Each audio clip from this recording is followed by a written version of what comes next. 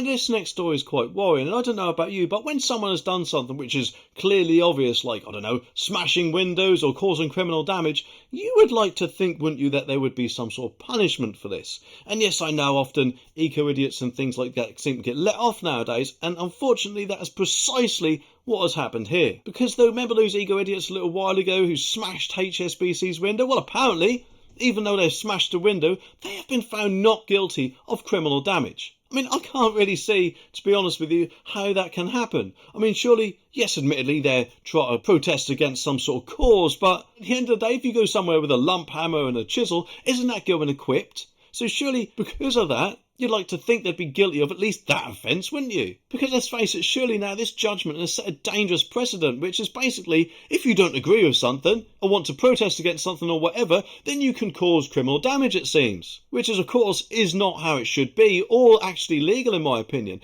And at the end of the day, those windows are still broken, so they are damaged, aren't they? And damaging things is surely a criminal offence. But anyway, the article says that 9 climate activists have been cleared by a jury of causing £500,000 worth of criminal damage for shattering windows at HSBC's headquarters in London.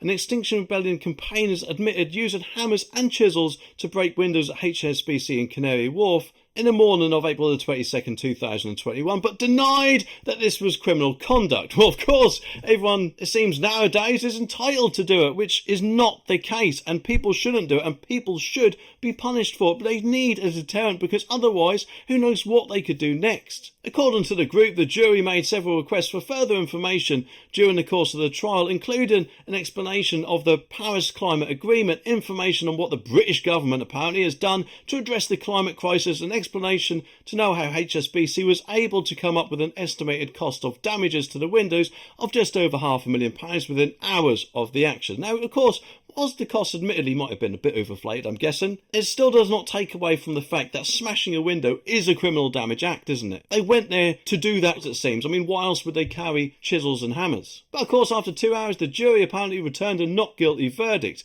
and the 9 women, of course, denied criminal damage. I personally think the law should be changed that you instantly get 10 years if you cause damage during a protest. Or something like that, because in that way that will stop these idiots from protesting in that manner. People, of course, can protest, but the protest should be peaceful and not cause any damage. So if they did, then they should get a long prison sentence to make sure they do not do that action in future, in my opinion.